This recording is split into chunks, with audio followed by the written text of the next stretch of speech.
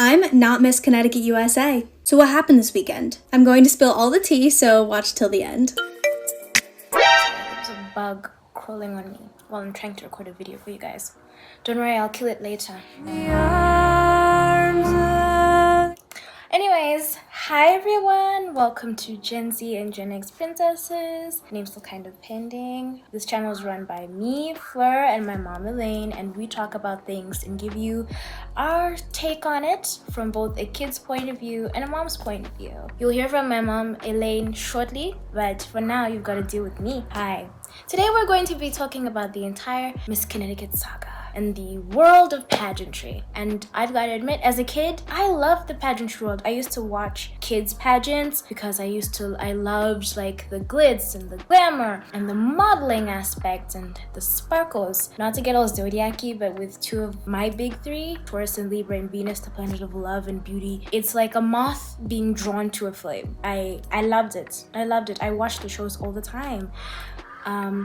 Back on TLC, and my mom used to watch with me. I was actually in a pageant once. I don't remember the name. You couldn't ask me. I don't remember. But 2016, I won Miss Personality. You best believe I went to go and tell all my friends at school the next day or the next term. I can't really remember. Anyways, but the industry, modeling industry as a whole, now that I'm older, it's kind of weird, especially the kids aspect of it, because you're parading these children out as, you know, bigger versions of themselves. You're getting their hair bleached, you're whitening their teeth, putting them in little swimsuits and little bikinis to parade around on a stage in front of 3 gold men who you don't know if they're actually watching, thinking, oh, this is cute, or let me take secret photos so I can put this on my hard drive so I can do nefarious things with it later. That should put me on an FBI watch list. You don't know. It's a very dangerous industry to put your children in, especially if it's being run by people you can't really trust or people you don't really know. So I wouldn't recommend it, but let's get right into the video on such a positive note. That's the one thing you'll find on this channel always: positivity. I'm not Miss Connecticut USA. So what happened this weekend? I'm going to spill all the tea, so watch till the end. So Friday night, I nailed my interview. And I killed it on stage, like, slay. My gown though, y'all went crazy for. So I was very hopeful going into finals. And now this was my 5th year competing for Miss Connecticut USA, so I put the time in. And I've been in the top 5 these past 2 years. Now this year, there were only 19 girls in the entire competition, and I only made top 11, not top 5. The audience was unwell. Now guys, I was on a reality TV show. I was the face of the show. I went on a national media tour. I walked in New York Fashion Week with Miss Universe. And I'm not good enough to make a top 5 at Miss Connecticut USA? Okay. But when you have a certain level of status, I guess they don't want you to win. They did not want me. They did not want me to win. And they did not want to give me more success. And this has nothing to do with the judges. So they couldn't put me in the top 5. I was so ready to nail that question, and I would have, and everyone knows it. I have received hundreds of messages from people saying the same thing. Everyone was like, you were the clear winner. And it's not like there was crazy competition. Connecticut is not a big pageant state. But the thing is, I could have done so much good for this struggling organization. With my large social media following and the reality TV show and all my connections to different talk shows, I could have given so much good press to the pageant industry, but I'm choosing to walk away and speak the truth. Going into this, I knew that they were either gonna want me for all that I am or they were not. And so this wasn't a loss for me because it wasn't real. And I don't even believe I was scored. I also just found out that my team was questioned, saying that I snuck away for an hour. They had to give timestamps showing that that never happened. So was someone trying to get me disqualified? And right when I didn't make top 5 and I got off stage, I was like, we're done. This is a joke. And I know my worth. Just walking, I was like, we're done, and we're done. So if you get one thing out of this video, it is to truly know your worth. Pageants are about women speaking the truth, and that's exactly what I'm doing. I don't need this. I love pageants and I fully support pageantry, but I don't need a crown to make a difference. All it is a platform, and I already have a much larger one. I competed for Miss Connecticut USA because it was a legacy. I love designing my gown. I love working towards a goal and meeting the girls. And I wanted to start a fantasy camp organization for kids to get them involved in the Miss USA system while they're young. But I know my worth, and if they didn't want me this year, they're not gonna want me next year. So we're done. On the bright side, I made amazing new friends. I had a super wild weekend, and I got to take pictures with so many of you guys who follow me and watch me on the show, and even one of the judges wanted a photo, so I thought that was a little bit ironic. And the one person you never want to mess with is a content creator, because I have a huge community behind me, and for that, I thank you guys. Always remember, God is always on time, and I can't wait to see what he has in store for me next. Bye! If sour grapes was a person, if sore loser was a person with big, poofy, gorgeous, dark brown hair and a red booster top, it would be Gabriella, the young lady who lost the Miss Connecticut USA pageant for the 5th time. She placed 11th out of 19 contestants and had the nerve, the utter gall to call the competition struggling, to call the competition unfair, and to say that the crowd was unwell. It's fun watching someone have a meltdown when they lose a competition, because whatever happened to good sportsmanship? Even men soccer players will shake each other's ugly, muggly, big, muscly hands in a tournament. Even hockey players, aggression central, will congratulate the other team, will congratulate the winning team. And you, in a pageant that you've lost for the 5th time, you come on social media in a get ready with me to rant about a pageant, to rant in sore loser style about your competition, which you also say is not competition, but why didn't you win?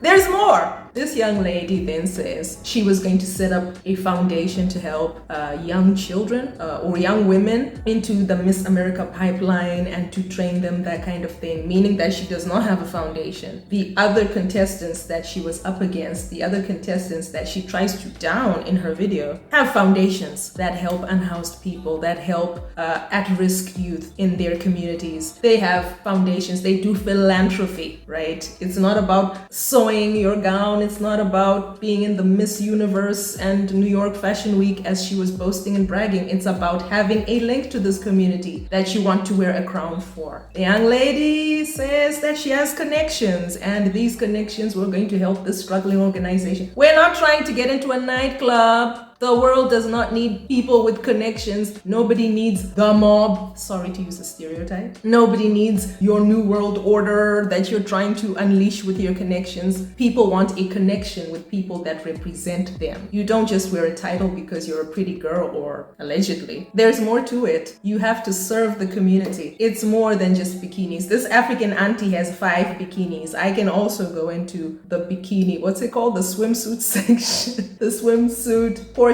of a beauty pageant, but I'm not a beauty queen.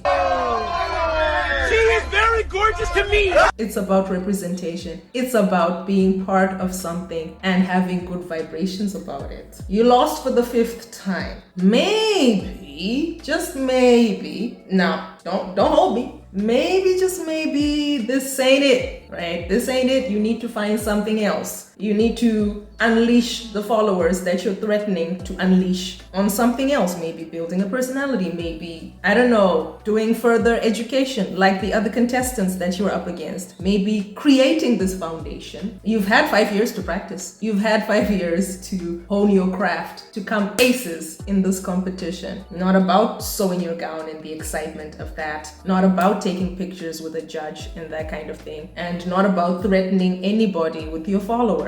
In 2024, that ain't it. If you're not aligned vibrationally correct with things, you're going to be taken down. We're seeing it all around us. If you have a big ego and you think you're a bag of chips, all that in a bag of chips and an orange drink, I'm not saying any names, you're going down. You're still young. There's still time to, I don't know, become a person, become charitable, become something that's worthy of the name of a big state pageant that goes on to represent a country, and maybe even on the global scale. If you'd won Miss Connecticut, you'd go to Miss USA and then, or Miss America, and then represent the USA or America globally. You're not ready for that. We're not ready for that. Please don't try a 6th time. But no sore losers, no mean girls. And if you're not a girl's girl, you're not going anywhere. But good luck with unleashing your followers on whoever, whatever though. I'm here for the entertainment. Last weekend, a grown-up competition was held for the title of Miss Connecticut USA 2024. Enter our sore loser, 11th place out of 19. Yo, sorry, I know I'm supposed to be like diplomatic or something, but that's... For the amount of trash she was talking, that's really bad. 11th place out of 19, Miss Gabriella Vigorito. Her last name sounds like she's from the Jersey Shore. So if we have any viewers from the Jersey Shore, hello. I hope it's always sunny for you. Is this how people from the Jersey Shore talk? Am I offending you? Shout out Snooki. Okay, that's enough of that. So, Gabby entered the competition with the mindset of, there ain't no real competition yet. Let me stop doing the accent. I might actually offend someone. I'm so sorry.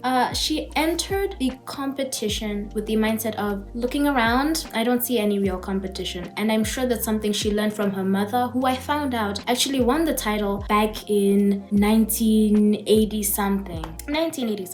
And if you watch their reality show, Smothered, because of course they have a reality show, you can definitely see where the sense of entitlement comes from. It's something I'm sure she learned from her pageantress. Pageantress, is that a word? Pageantress mother, whose name I didn't bother to find out. Sorry, she's not my mom. Sorry. Anyway, you can't have a mindset like that, especially in an industry that is based on judging other people for their looks. She said a lot of things like, I'm looking around, in her own words, I'm looking around, there's no competition. Snooty. You can't act like that. These women that are here, that are around you, they were obviously chosen for a reason. Otherwise, they wouldn't be in the room competing with you. They ain't no Shrek country bumpkins. Okay, their skin isn't green, they don't have pimples, they aren't hunchbacks ringing the bell of Notre Dame. They're not anything like that. They are real, beautiful women. And for you, as another beautiful woman, to try and put them down, iffy. And I'm sure you got deducted points because of your attitude. I don't know how, I don't know when, I didn't watch your show, but I'm sure the judges were able to see the kind of snootiness and meanness that you have, especially if you have an attitude like that when you're reflecting on something like this, an industry based on judging people on their looks and just a little bit of their integrity and their personality, but it's mainly looks. There's a swimsuit portion. You parade around stage in a little bikini. That's not really. So what would you do to win the Nobel Prize-esque kind of an aspect to find out who should win the title? You are all shining stars. Otherwise, they wouldn't be here as well. She then proceeded to say, I have the most connections, I'm on a reality show, I was with Miss New York, I did a photo shoot with Miss New York, I did all these things, and I still didn't win. It does not matter how many connections you have, again, in an industry like this. It does not matter how many connections you have or which conversations you've had with so black, with so whoever. You could have talked to Mick Jagger. You could have talked to Prince somehow, contacted him through a Ouija board or something. And it does not matter unless you may have bribed the judges. Did you bribe the judges, Gabriella? Clearly not, because you didn't win. You didn't win. All that smack talk, all those connections, and you still didn't win. I also have a question for you. If there was no real competition, again, how come you didn't win? Quickly, why didn't you win? Your connections are not going to do anything for you unless you bribe the judges. And clearly you didn't do that, as we've established. And this whole thing that you've done to go online and talk about, I didn't win. Oh, you did it while doing your makeup as to seem relatable, I guess. I didn't win Miss Connecticut USA. Hush your mouth. That's ugly. That is so ugly. You are such a beautiful girl. I'm not trying to say that you're not any of the things that you have said you are, that you clearly are. Beautiful, smart, funny. But this common sense, awareness, humbleness, I don't think you have it. Or if you have it, you're not exercising that ability within your brain nicely. That's what I think. And this entire moment, what you've done, as I was going to say, it's tainting the win of Shavannah Caroline, the person who actually won the title of Miss Connecticut 2024. You're tainting her moment. You're trying to steal her thunder or something. And that's not very girl support girls or nice of you, especially since Shavannah is also gorgeous. She is a stunning young woman. And I also believe she's the first black and openly queer person to have won the title. So what are you doing all of this for? What? For whom? For whom? I ask that you reflect upon what you've done within yourself, and then maybe don't do this because you are getting backlash. Doesn't matter how many people have said, yeah, you should have won. At the end of the day, you didn't. You didn't. The judges didn't pick you. It's not because they didn't want to see you shine, because the more connections you have, if anything, that should have made you accelerate higher, but no, you placed 11th. 1-1. Not just one. First. 1-1. 11 out of 19. Not even top 10. That's so mean. But it's true. You did not place. And I think it's mainly because you have an attitude like this when you go through things. I don't know. That's just my 2 cents. That's just how C, or rather F sees it. You're going to hear from my mom, Elaine, now. Bye. FYI, and the winner is... I work in a bakery. What do you do in the bakery? I like serve. She didn't stand a chance. I mean, last year she was asked a simple question and she bombed that. It was worded wrong, anyone would get mixed up. What was the question? Gab, what's the right to bear arms? What is the right to bear arms? Because my arms are really hairy. Like, genuinely have the hairiest, we're all related. I have the hairiest arms in the room. No, so if pretty, this is the right to bear arms, I am not a part of it because my arms are hairy as hell. Was that the answer you gave on stage? Yes. And that's why she your second bombed opinion. the question last year. Nah, maybe next time. Maybe somewhere else. Maybe another planet. Not this time. Thank you for watching. Please like and subscribe.